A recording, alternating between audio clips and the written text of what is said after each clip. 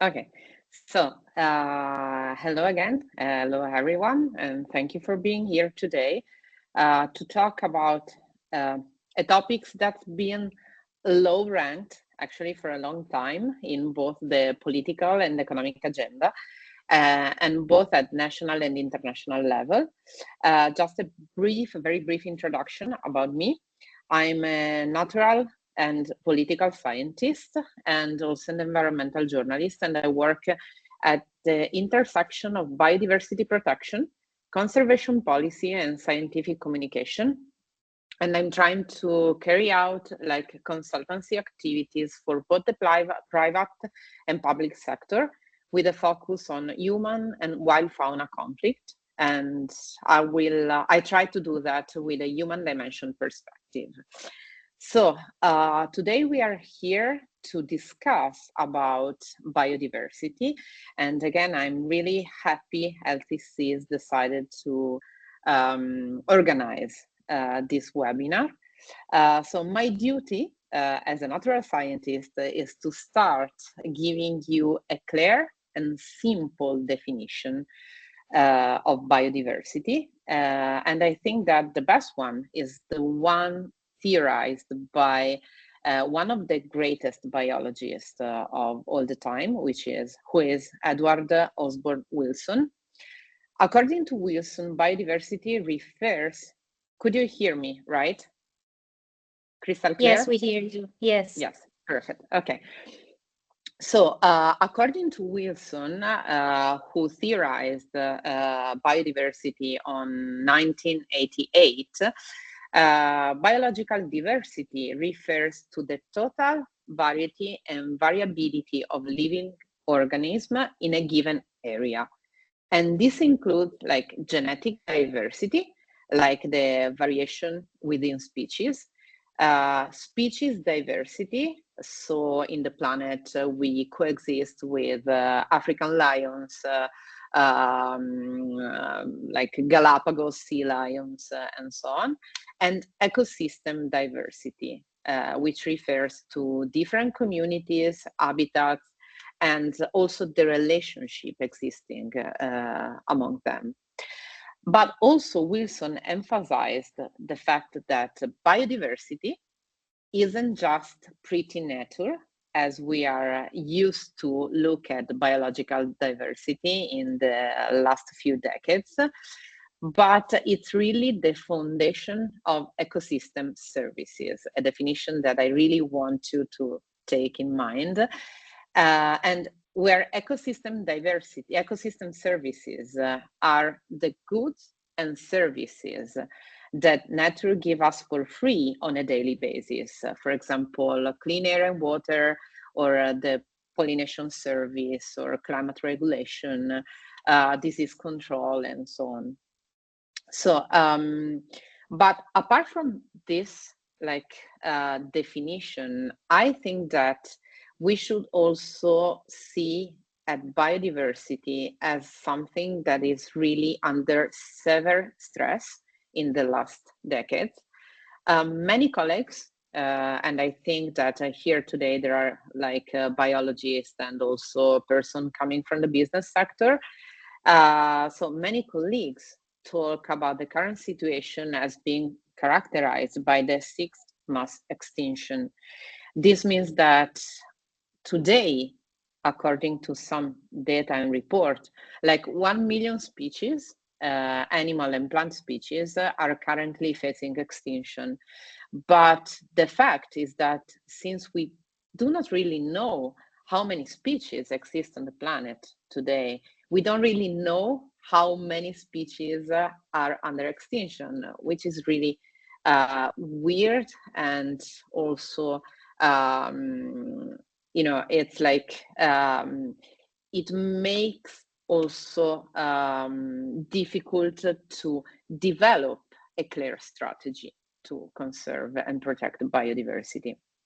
So to try to understand the impact of human activities on biodiversity, and therefore the main factors of loss, I will try to help or give you a clear idea, showing you few pictures I took, or better, my colleague, natural photographer Davide Agati, took in the last few years during a multimedia project we carried out, which is Wayne We Are Nature Expedition.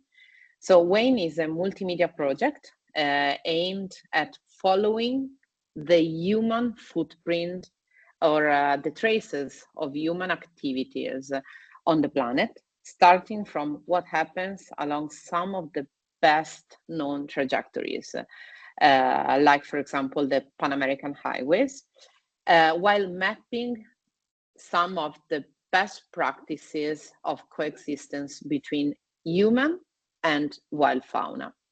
So let me try to share the presentation with you, and let's see.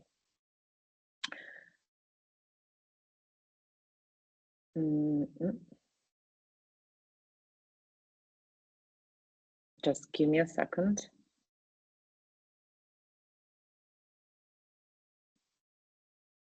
Could you see that?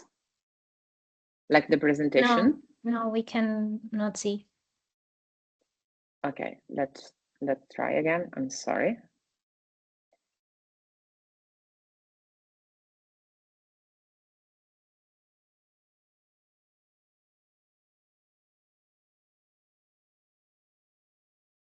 Now? Still not? Still not. Okay, Samara, could I send you the presentation to you, or Isadora? And yeah, of so course. you can. Okay, yeah. Thank you. Okay.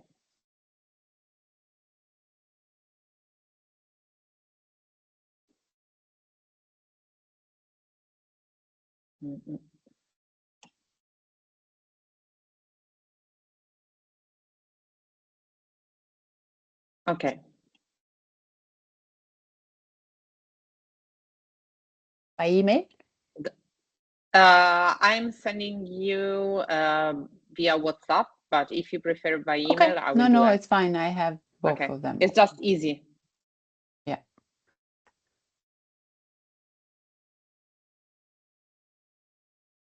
As we were discussing, Teams is always difficult.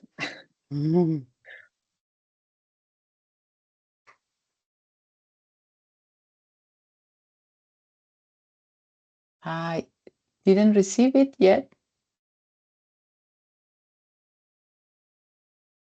Did you send it to me? It takes.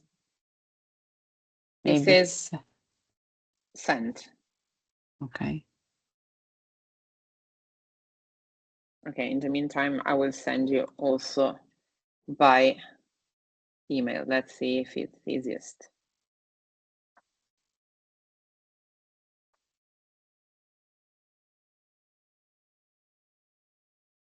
Okay, done.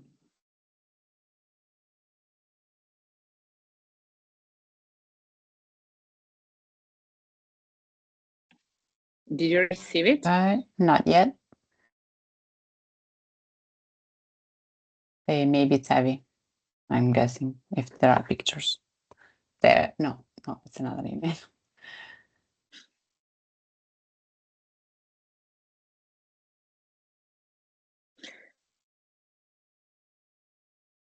Okay, in the meantime, I will tell you something about the project so you can, I can anticipate you what we are going to look at. Wayne, as I was telling you before, is a multimedia project. So the first expedition has been carried out from 2022 to 2024, so a 2 years reporting project on the field, where me and Agati Davide, the photographer, collected nearly 40 interviews with activists, teachers, indigenous communities, professors, who are doing something to protect biodiversity along the Pan American Highway. Samara, I think you received it. No. I just received it. Yes, I'm about to share. Perfect. So this project became, of course, a web doc and also a photographic exhibition. And now we just concluded the second expedition in the Amazon rainforest, where we documented the relationship between riverside communities, flooded forests, rivers, and the ocean in the Amazon basin. So, as you may know, Tamara, we see your screen. Sorry for introduction. And I was asking you if we saw. Sorry. Okay, no, it's fine. Okay, got it. So this is the name of the project. Please, Samara, can you go on the first slide?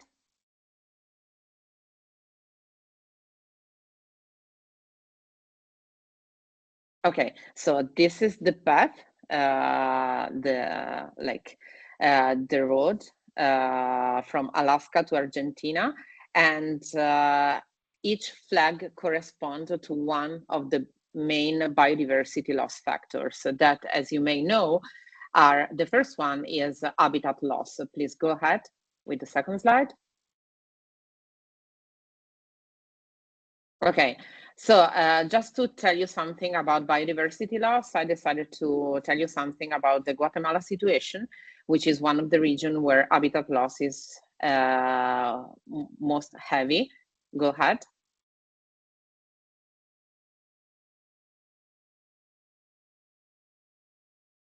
Thank you. So here we are in the Petén and Veracruz regions, a place once covered by the Mayan rainforest, which is the world's second largest rainforest, which is day by day replaced by oil palm monoculture. And due to deforestation, conversion to agriculture, and urbanization. So at the moment, agricultural expansion is currently responsible for about 90% of global deforestation, 40% of which is due to livestock farming alone. And this last is a very important data. However, when the total area of arable land used for grazing livestock and land cultivated for feed production is taken into account, livestock farming occupies almost 80% of all the agricultural land. This means that what we put together, for example, on our tables, on our daily basis, as a cost in environmental as well as social terms. And of course, we also need to take into account soil degradation and overconsumption that compromise like food security, especially in more sensitive regions, so for social and economic reasons. So please go ahead. Here, this is one of the person. He is part of the Maya population. He is one of the person in charge to carry out reforestation project in the Selva Maya. This is the name of the forest. Go ahead, please. Okay, the second main factors of biodiversity loss is pollution. Go ahead, please.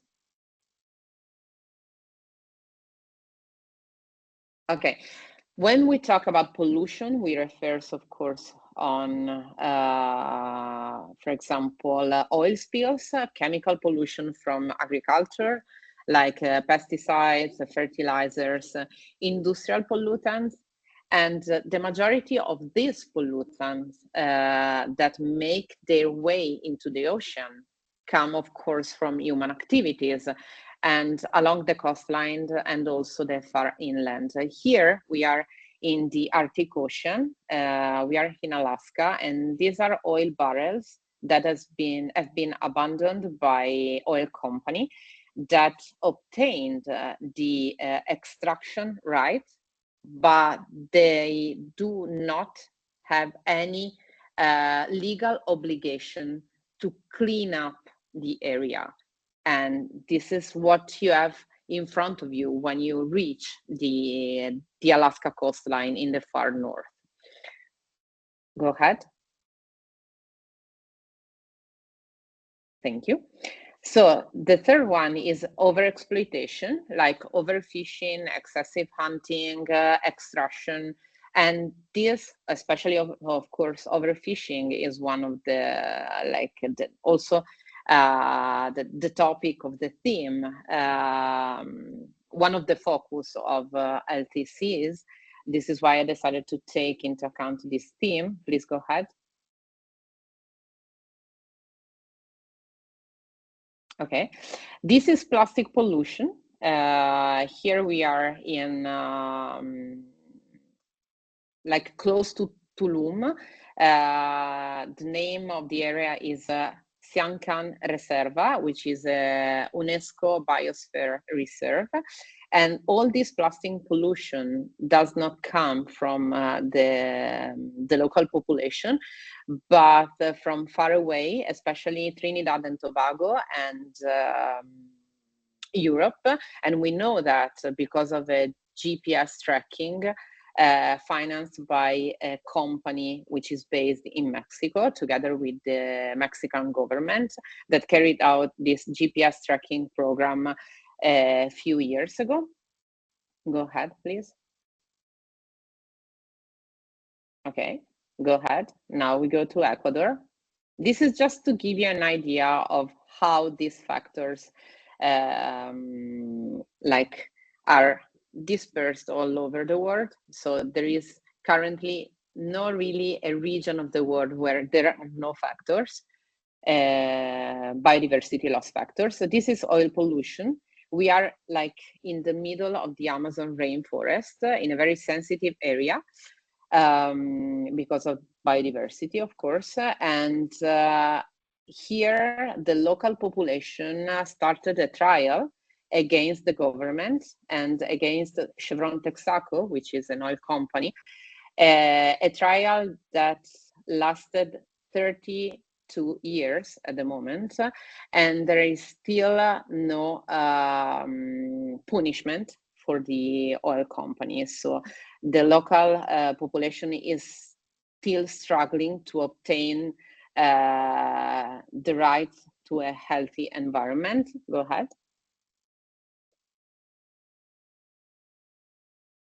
Okay, these are the hands of a man who lived there in the village, and I was with him, and he just asked me to put my hand in the ground together with him.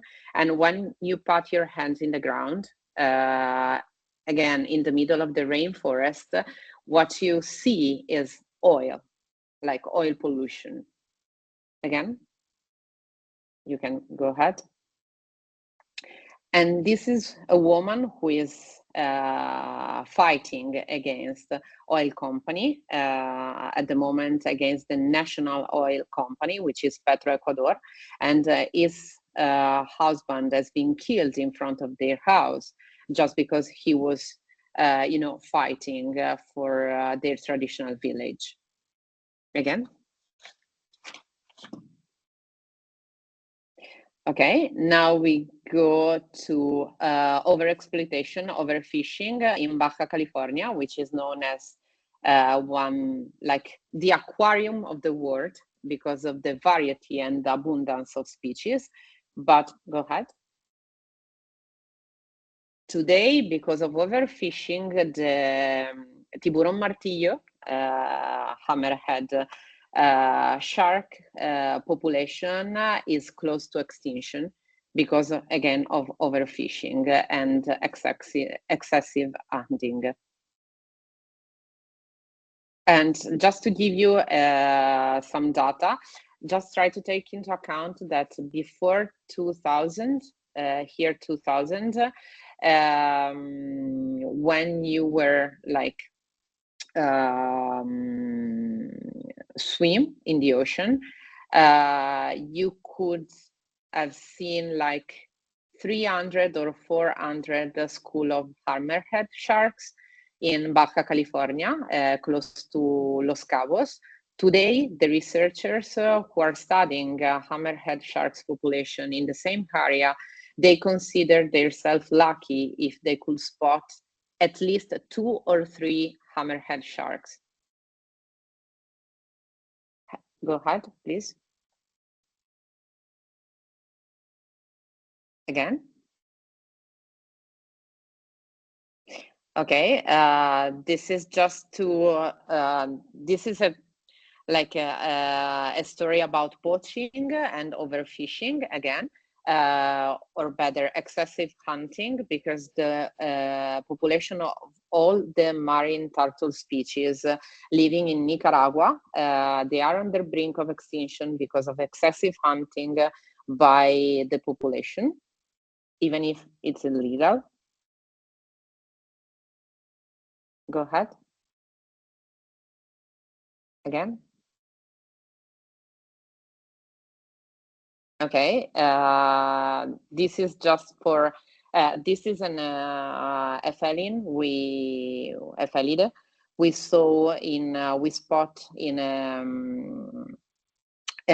a wild fauna center in Colombia, where we met stories about poaching and selling of protected species.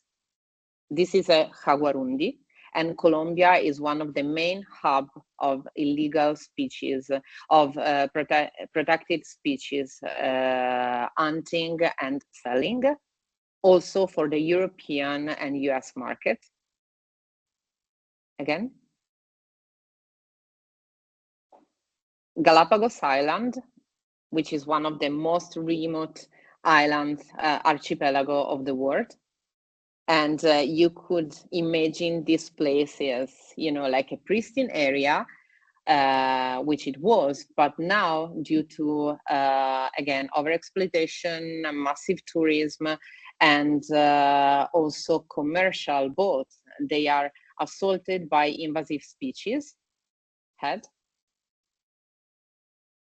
And alien species is the fourth main biodiversity loss factors at the moment. The one you can see on your left is an insect. The name is Philornis downsy, and he's responsible for the extinction of the mangrove finch, because the larvae of this insect feed on blood of mangrove finch chicks. Again, please. Okay, and the last one is, of course, climate change. So rising temperatures, drought, weather shift in habitat suitability, these are all the connected factors to climate change that are causing or increasing biodiversity loss at the moment. So you can think that biodiversity loss is just a scientific theme, but it's not. At the moment, soil bacteria, fungi, and insects, just to give you an example, create fertile soil. If that system breaks down, we can't grow food the way we do now. And this is another example of the ecosystem services I was referring when I started this conversation. At the same time, forest and the ocean regulate the climate. If we keep destroying them, we will lose not just biodiversity, but also climate stability. So it's like a vicious circle. And also, here's just a big one we usually do not consider. Like biodiversity loss is also causing a spread or an increase in zoonotic diseases. And this happens because when ecosystem breaks down and humans push deeper into wild areas, so we increase the risk of zoonotic diseases like the COVID-19, which has been one of the greatest examples at the moment. And zoonotic diseases, just to let you know, is the one that spread when a virus jumps from animals to people. And moreover, biodiversity loss causes a loss of medical species and genetic resources.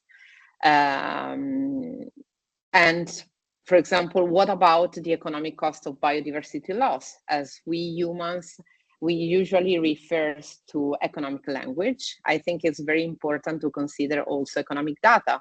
So some experts estimate that we are losing up to 25 trillion a year in value when we delete biodiversity.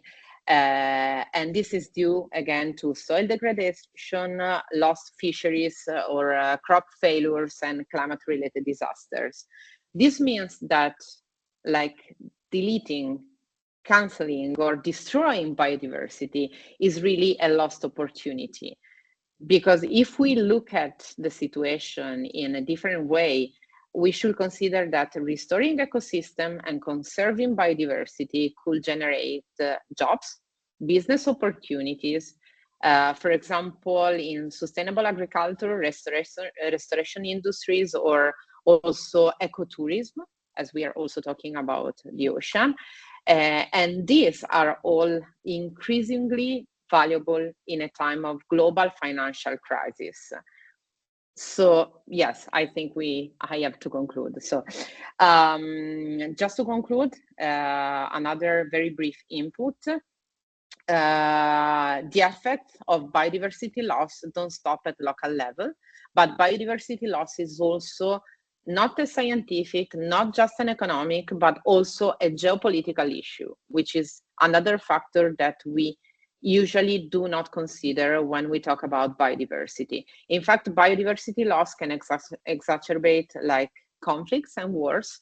And as an ecosystem collapse, people, for example, are forced to move, and this creates tensions at the borders, or also put like pressure on urban centers and can fuel other conflicts. And conflicts, now we know it, have a very heavy impact again on biodiversity. So this is just to give you an idea of what's happening today, and to underline the fact that biodiversity crisis is not just an environmental issue, but it's deeply political. It's about power, access, inequality, and increasingly, unfortunately, it's about conflict. So I now give the floor to the colleagues who will give you an insight about biodiversity, ocean biodiversity, and why we need to focus also on oceans in our global effort to restore biodiversity.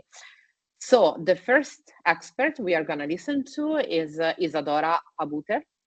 Did I pronounce that correct? I hope so. Yes, no worries. Okay. I'm so starting my...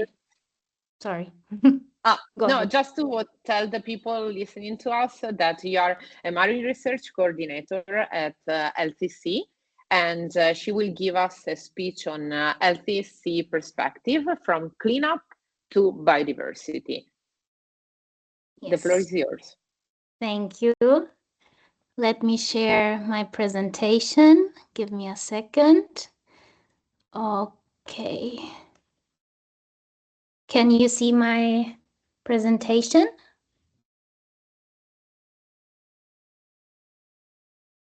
Hello? It's coming. Yes. Yeah. Now okay. we can. Perfect. So yeah, thank you everyone for being here and for listening to us. So I want to give a brief overview over what we are doing at Healthy Seas when it comes to biodiversity and science.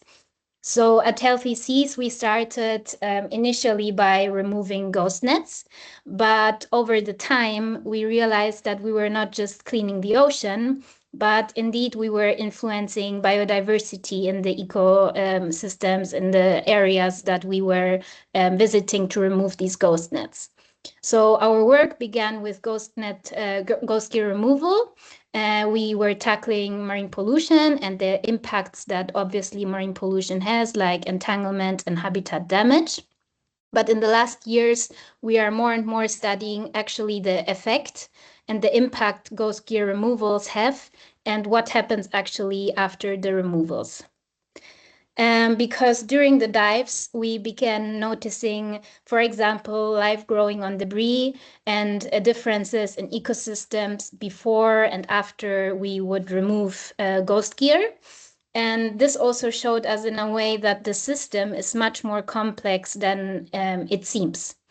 For example, on this picture here taken in the US, you can see that the net is having interaction, some sort of interaction with the environment. It's not just litter, but it's also surfing as a living space with sessile organisms growing on it. And you can see that it almost becomes like a thriving reef. It's very lively. So in that way, we realized that the removal of ghost gear is only one part of the story. Because, as I said, nets interact with ecosystems, and removing them can lead to different ecological outcomes. So how does it work at Healthy Seas? We start with locating a net that obviously has some sort of impact on the marine environment, like entanglement or the release of microplastics. And then when we surveyed the area, when we examined the net, we decide, will we remove it or not? And then when we remove it, the recovery stage starts, where the marine environment can adapt to the natural settings, hopefully back again, and where change starts. But then some questions arise, like how quickly can the ecosystem respond, or in which way does it respond, or also which species are coming back or growing back. And today, our science department at Healthy Seas focuses on two different human-made structures, which are on one side the shipwrecks, which really can act as artificial reefs and host many, many organisms. And the other one are ghost farms, so abandoned aquaculture facilities. And it's very interesting because these are two cases where human structures strongly influence biodiversity. And I will start talking about shipwrecks. Shipwrecks are not just debris and marine litter, but they can become really thriving and lively ecosystems. On this picture, for example, you can see literally that the shipwreck formed a reef.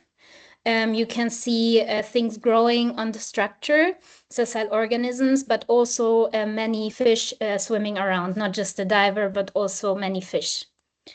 So they may act as artificial reefs. They create structure, they give shelter, they give feeding grounds, and often support high biodiversity.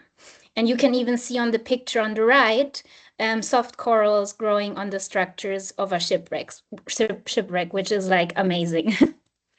So in areas dominated by sand, where there is not much going on, they provide hard surfaces for organisms to attach. And this increases the habitat complexity and can support many species. Additionally, they can also act as so-called stepping zones, which is when something connects populations across the seafloor. So how do actually shipwrecks become artificial reefs? Once a ship sinks and becomes a shipwreck, it starts evolving a biofilm, which is a very, very thin layer that you can actually not really see.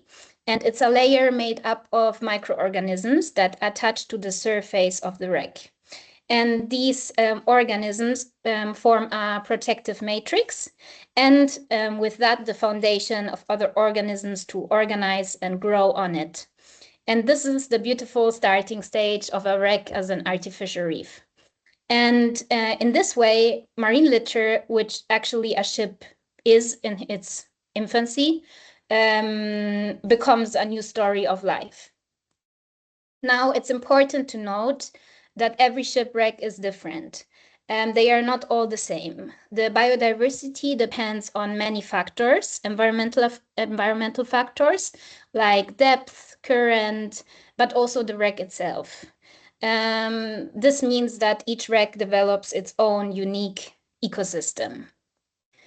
But there is a downside on shipwrecks as well, because as shipwrecks are full often with fish. There is also fishing going on. And shipwrecks are structures that may trap ghost nets while fishermen and women do their fishing. And this can cause entanglement, smothering organisms, and ongoing damage.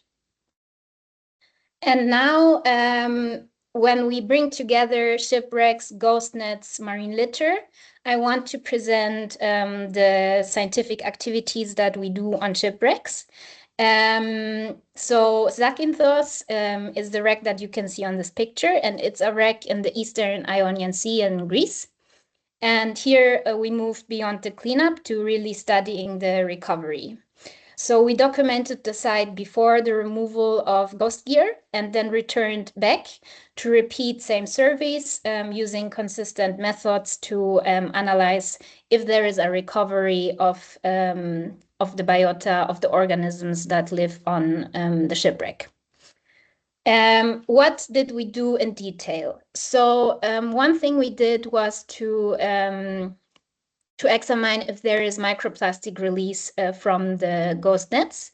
And we detected microplastic particles both in the water column, but also in the sediment. Another thing we did was to take eDNA, which is environmental DNA, which is genetic material that is shed by organisms into the seawater. And then scientists and we can analyze to detect and monitor marine species without actually capturing them. So in that way, we know which organisms are or were present there. And here you can see the tennis ball-like structure. This is actually the metaprobe with which we take the eDNA sample, and it's attached to the diving equipment. And then the biggest part of this scientific activity was also to take photoquadrats. So photoquadrats are photographs taken on fixed square sampling area. And it was used by us to measure and analyze the abundance and distribution of organisms. And because it's a quadrat, it's a standardized method that allows us to monitor the growth on the shipwreck before and after the removal of the ghost net. And with that, we aimed to answer the question how actually sessile organisms respond to the removal of this ghost net on the shipwreck. We compared 3 substrate types, which were net-covered areas, the wreck itself, and the wreck following a net removal. What did we actually find? So we identified several different species across the surveyed areas of the wreck. And the community was mainly made up of sessile organisms, including different kind of sponges, ascidians, so sea squirts, a species of hard coral actually, and several types of algae. And the outcome was that the areas covered by ghost nets had low biological diversity and fewer organisms overall. And the areas of the wreck without the nets supported more diverse and developed communities.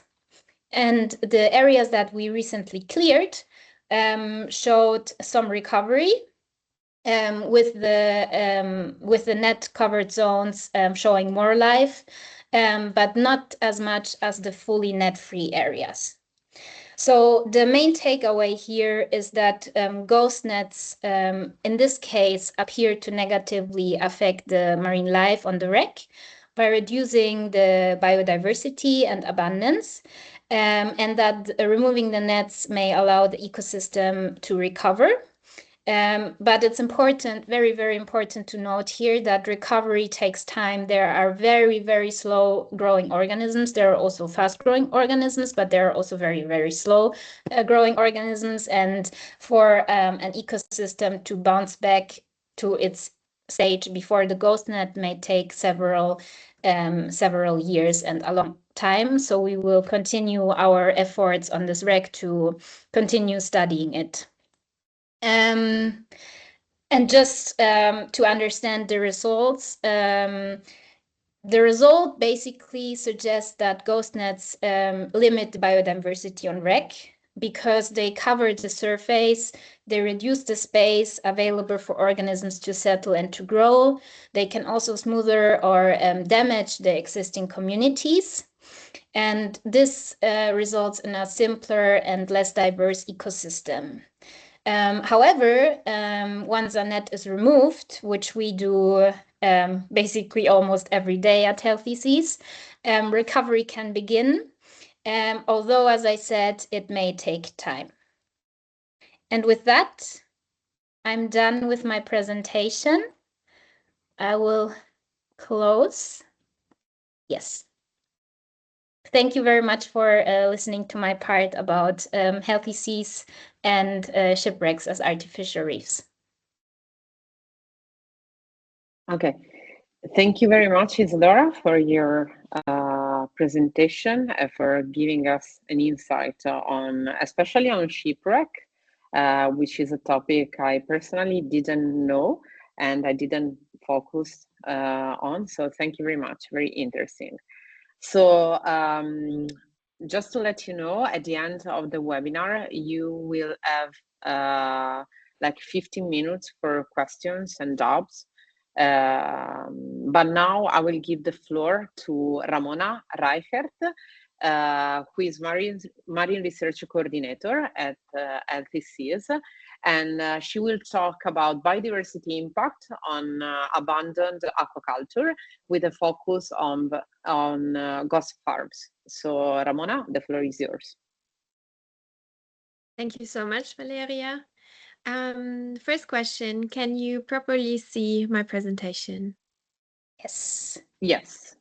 Amazing.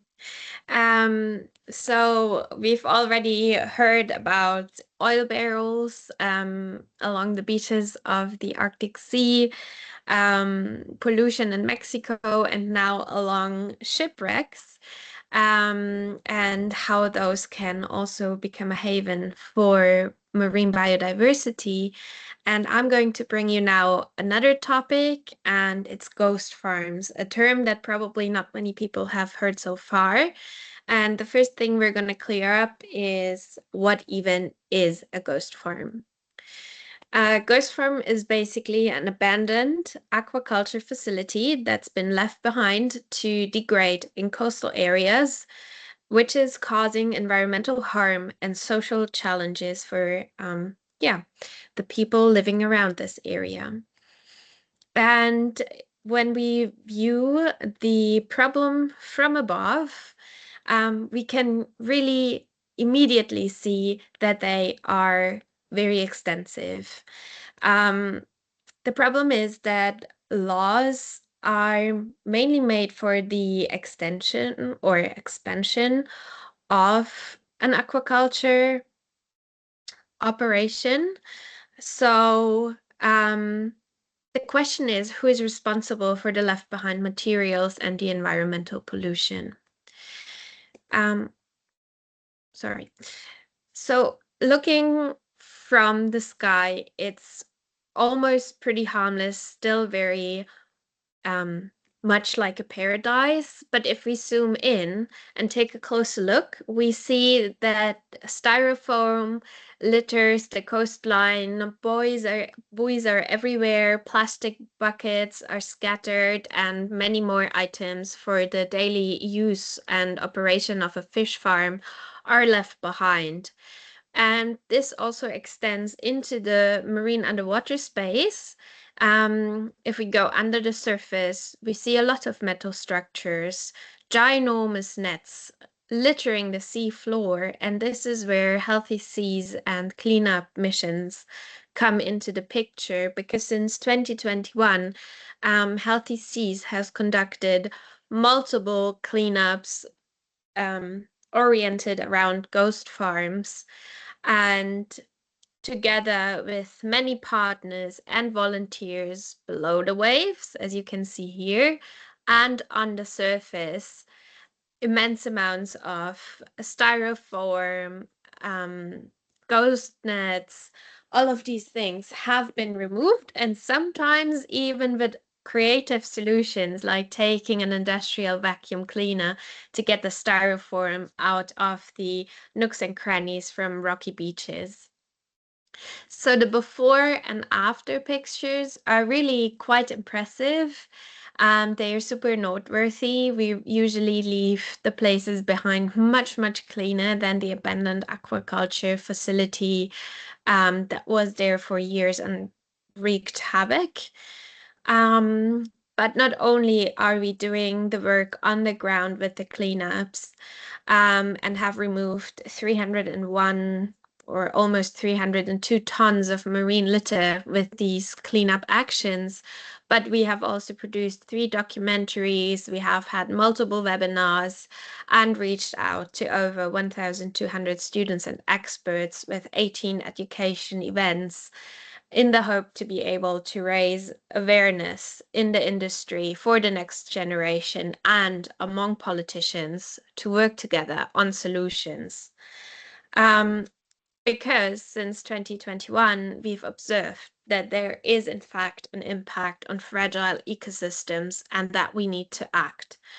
Because if you look at this picture, you see that there is a net on the ocean floor that comes from a fish farm, and around you can see a seagrass meadow. And here is Erik, one scientist that has conducted some observations around this cleanup or this abandoned aquaculture facility. And first, I would like to introduce you a little bit about into the topic of Posidonia oceanica, which is basically the scientific name for this kind of seagrass, which is a true marine plant. Compared to algae, it does have roots and shoots, which are the leaves, so to say. It does flower, and it produces seeds that are then dispersed by ocean currents. And these seagrass meadows are incredibly important as a biodiversity refuge, as a fish nursery. So industrially important species that are caught by fishermen do need these meadows to reproduce so that the baby fish can hide and grow. But there's not only fish, there's a lot of invertebrates, also including slugs and sponges and anemones. So really a lot of animals in this specific type of habitat. And with the roots, there's also a significant amount of CO2 absorption into the ocean floor, while the seagrass meadow also acts as a coastal protection measurement, because the waves, the impact of the wave really slows down when it encounters such a vast meadow. And when we take a closer look, we can see that these nets from the aquaculture really do cover and smother these very important plants. And here we can even see that a big fish farm rope is wrapped around a deceased Pinna nobilis, which is a critically endangered shellfish species living in this kind of environment. So we have undertaken some further scientific efforts to actually count and compare what the seagrass meadows look like in the area of such an aquaculture structure that has been abandoned compared to an area that has not historically been influenced by such a structure. And when we had a look, we saw that there is indeed recovery of Posidonia oceanica, where this cleanup was conducted, and now several years afterwards, we can see that small specimens of the seagrass are growing where a net was removed. We see that there's young shellfish. It's a relative, but not Pinna nobilis itself. They are also coming back to the area, which is amazing. But unfortunately, due to the degraded state of the environment, we also have observed Halophila stipulacea, which is a very small type of marine plant that is not native to the range of the Mediterranean Sea. So basically, this degradation through the abandoned aquaculture has made space for this invasive species that grows much faster than the native one. On top of the survey of the seagrass, we've also done the eDNA collection, which Isa explained beforehand, to see what kind of fish species are present in both environments, the impacted one and the historically not impacted one, and conducted some fish counts along a transect underwater to see, is there a difference in fish populations between those two sites. And what we can conclude is that we indeed see an impact of ghost gear, of the abandoned aquaculture, of the ghost farm onto the seagrass meadows and its inhabitants. And I would like to invite you, if this topic is of interest for you, to have a look at the QR code, which will lead you to the landing page of the ghost farm topic on our website, and explain more to you about the environmental problem at hand and the educational mission we've taken upon us. If you have any further questions, you can always ask them at the end of the webinar or reach out at a later point in time. And yeah, that's my conclusion for the topic. And I would like to give back to the moderation to Valeria. Thank you so much. Thank you, Ramona.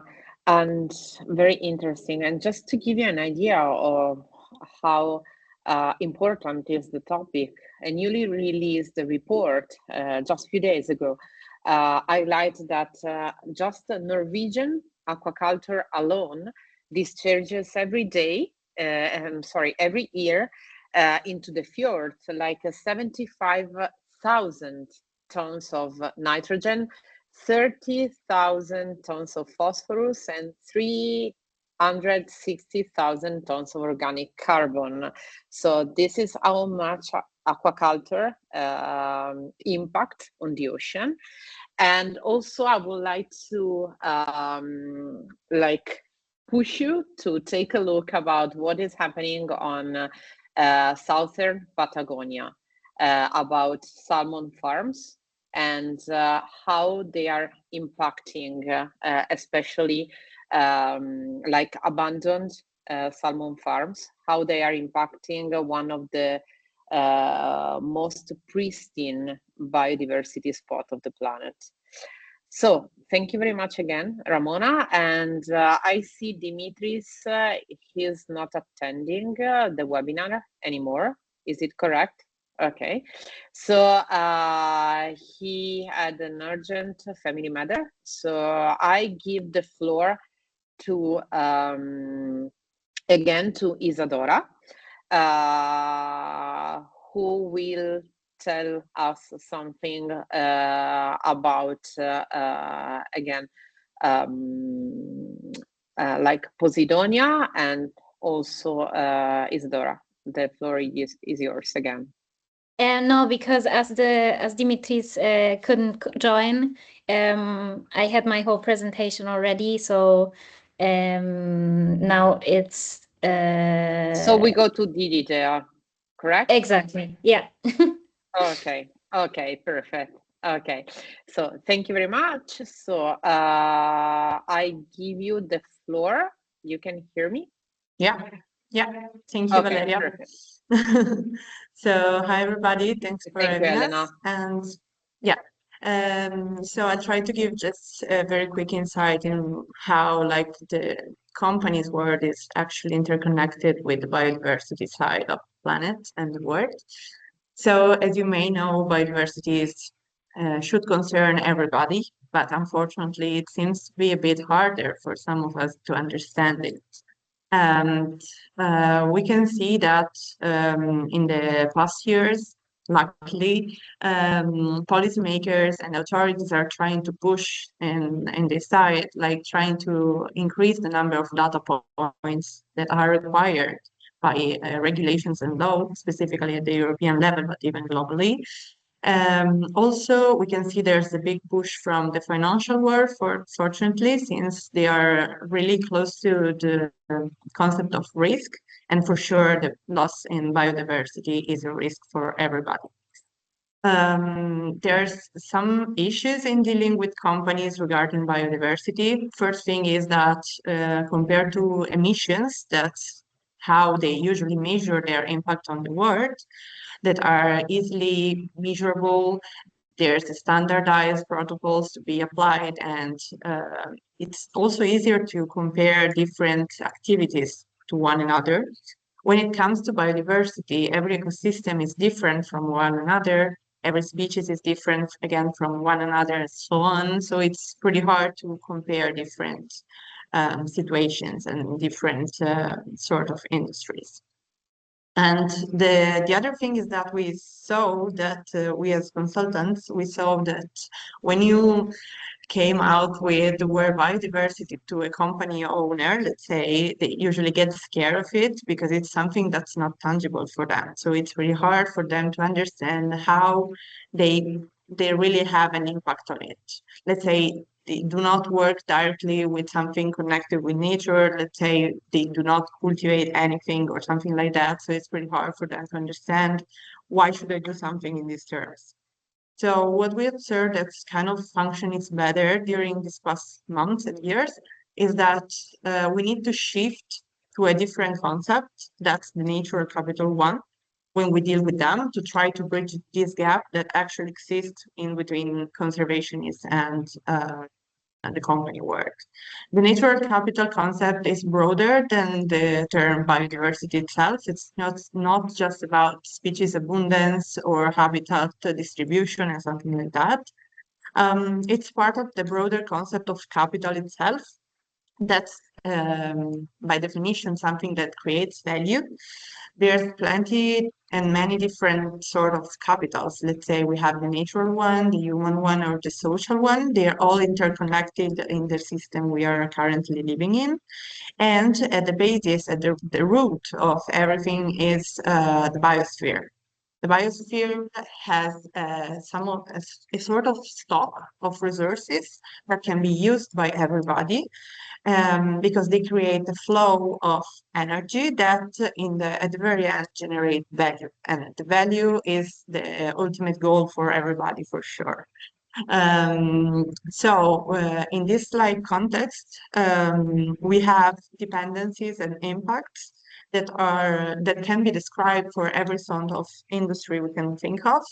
Dependencies are the things that are needed to actually make an activity work, and that are essential in every sort of context.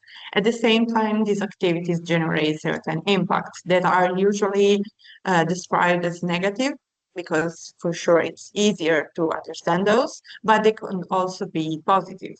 And from these impacts, there could be some risks and opportunities emerging in this context. For example, certain risks from impacts could be the interruption of the production. That's the most evident one. While in terms of positive impact, we can have certain opportunities such as the restoration or regeneration of nature. That can lead to benefits to companies as well. So the term that emerges here is the concept of, again, production of value, and how companies deal with risks emerging in this context. Once an industry and the company understands that if they have a deep understanding of how they can face certain risks, they become more reliable towards, let's say, insurance companies, banks, and so on. They could get more fundings and they can even have new opportunities for business collaboration. So it's really, really important for them to understand this main thing is about them as well, and it's not just a thing that needs to be left to, you know, conservationists and more specific nature world, I would say. So yeah, this is a bit like of an introduction to this whole big topic. If you have any question, I'm happy to answer. Thank you very much, Elena. Yes, okay. If you have any questions or comments or doubts, I can see we are sharing some insights for all of you on our chat. But if you have any Valeria, there is question one you wanna... question. I think Yes? it's for everyone. I'm going to read it. We've touched on Thanks. biodiversity from very different angles. If you had to name one thing that people consistently misunderstand about biodiversity, what would it be? So I think the question could be open to everyone. From your point of view, each one, what is that people misunderstand about the biodiversity? Okay. Ramona, if you want to start. I will be really sorry. brief. Oh, no, Ramona, go ahead. Yes, go ahead. I didn't see your hand up. Sorry. Thank you. I think the one thing that people commonly misunderstand about biodiversity, or they don't understand fully, is how connected all life on Earth is with each other. There are species that really depend on another species to be there, and one animal species or plant species to go extinct actually has a cascade effect into all levels of life in this ecosystem. For example, if a whale species goes extinct, there will be consequences for plankton, that very small life in the ocean, as well as certain fishes. So I think the connectivity really isn't quite clear to everyone. And also science still doesn't understand to full extent.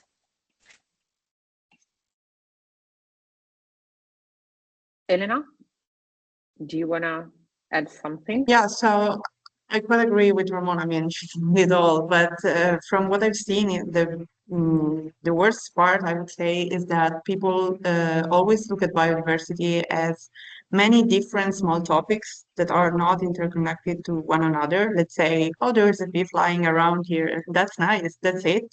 It's not like that. So I think we need to shift the focus on the broader picture, you know, and understand, as she just said, that everything as a consequence on one another, and it's not about just having nice animals around us. It's more about everything need to work in order to make bigger things work better. Thank you, Elena. Isadora? Yes.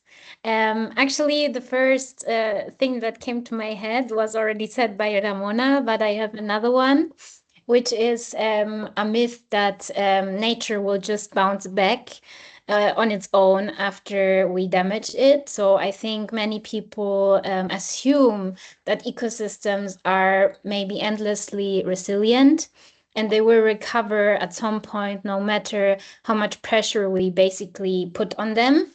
But in reality, it's not like that. In reality, once the damage surpasses a certain tipping point, recovery can be or very slow, incomplete, or sometimes not happen at all, because habitats can shift, species disappear permanently, and the original balance that we had may sometimes never fully return. So with that, I think it's important to keep in mind that protecting biodiversity earlier, it is much, much easier. and much more effective than trying to restore it at a later point. Totally agree. I personally agree with all our speakers. And if I can add something, I think that one of the things that people misunderstand more often is also the connection between biodiversity, the biodiversity issue, and also, as I was saying before, like geopolitical issues and also human rights. So this is something we should highlight more on our job. I see other questions. Samara, tell me if I can pick them up, or Yes, should of we leave course. for... And I think you Okay, touched thanks. a little bit on this, but yeah. Oh, And of okay, course, if you have time, otherwise, as I write, we can always answer in the email. So maybe only one of you can pick this one up. okay, Should I can read stay. it? Just let... Okay, so I read the questions. Okay. So the first one is about, is for me, and yes, Valeria, thank you so much for the valuable testimonies. Among the many actions that could be taken, what would you identify as the top priority for urgent intervention to protect biodiversity? Wow, I think maybe funding, so financement will be important. Finance, like a concrete financing flow, and also the integration of some international negotiation processes, particularly those on climate change and the one on biodiversity, as well as a concrete, a real access to negotiation tables for the business sector, which has been a forgotten stakeholder for a long time. So the second is for Isidora, sorry. So thank you for the insightful and technical information about ghost nets. What could be an effective solution to this problem, and what measures are currently being implemented? Yes, I think that's a very, very good question. So thank you very much for that. In my opinion, the solution starts with prevention. So preventing marine litter, preventing ghost gear to end up in the ocean. And one way could be to work with fishermen and women, like we do at Healthy Seas, to actually prevent ghost gear from ending up in the ocean. So we have collection points where the professionals can bring their old, not anymore usable nets to this collection points, where it goes into the recycling stream. And this is a way that the nets don't get, because they are old, don't get torn, or they basically don't end up in the ocean. But the fishermen and women have a point where they can go to, and where they are educated also to bring their old nets to. So I think that prevention is a big topic, but also education of the future generations. So it starts with the children. These would be the two things that I would point out. Thank you, Isadora. So the next one is for Ramona. Very, very good question, because it also touches sensitive topic, like what's happening in a part of the world where authorities are struggling to intervene. So I struggle to understand how situations like this can happen without intervention from the authorities.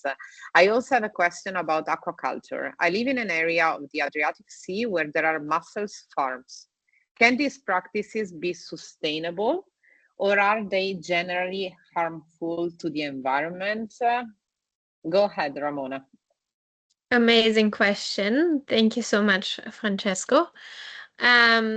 So I think it's key to understand that there is a difference between mussel, aka shellfish farms, and fish farms. And mussel farms are different in such a way that they don't require feeding, because shellfish are filter feeders, so they feed from the water, clean it, feed on it, and then expulse the cleaner water, basically.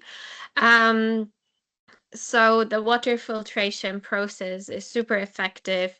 They can filter up to, one mussel can filter up to 20 liters of water per day. And in areas where there might actually be too many nutrients in the water because of fertilization around, or other reasons, there a mussel farm might grow really well and actually help another problem that might be there. The carbon footprint of a mussel farm is also very low. The only thing that needs to be considered is that the mussel farm should be anchored securely, that during a storm it doesn't get ripped out and drift somewhere and then become marine pollution. As well, that it should be in an area where there's good water circulation to make sure that, the defecation of the mussels, right? Who feeds needs to get rid of the waste afterwards, so that doesn't stagnate on the ocean floor, but that's especially or certainly a similar problem than with fish farms. So when there is enough water circulation around, a mussel farm can actually be run sustainable, and it also provides a habitat for like crayfish, and the seagulls can land on top. So a mussel farm doesn't need to be something negative if set in the right place with the right measurements taken. Thank you, Ramona. So there's another question. What do you think about the One Health UN initiative? There is no person connected to the question. So Magda, Hussein, I don't know if you wanna target somebody special or, okay, who wanna answer? Elena, Isadora, Ramona, anybody of you? I personally didn't know about this initiative, and I think it's definitely a good one, like for sure it is. I'm only concerned that initiatives of this magnitude like could be very slow and practical, because like this sort of thing usually need many years to be applied, implemented, and actually made useful to be in, applied in every country. So this is my only concern say about it, but I don't know actually. Okay. If I can say something on this, I think it's really important because it bridges in a certain way, like policy silos. Traditionally, policies are separated. Like we have the environment, the agriculture, health, economy, but One Health tries to integrate all these sectors. And what I like the most of these initiatives is that give a clear role also to wild fauna. So in a certain way, it's really powerful because it reframes conservation as not just ethical or ecological, but as something necessary for human survival and economic stability. I will put in place another topic. I know it's not the place to discuss it, but just for you to think about it.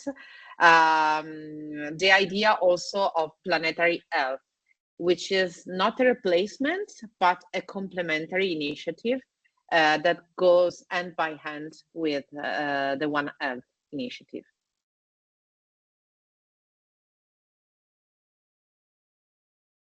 Okay, so thank you all. Thank you, Elena. Yes, I will I will conclude telling you that the recording of the webinar will be available in a few days. I'm reading the Samara message, but this is really important if somebody of you just wanted to listen again to something. And I thank you. I thanks all of you who has participated, dedicating part of your daily time to discuss to this topic. Just to, to sum up, I just wanna highlight again the idea that to protect and conserve biodiversity, we should focus on policies, investments, international cooperation, but also public awareness. And this last is a goal we can reach also by supporting initiatives like this one, this webinar especially, because today we have had peoples all here to discuss about how important biodiversity is for our health and our future. So thank you very much for being here and for your time, and see you next time. Thank you. Thank you. Bye. Bye.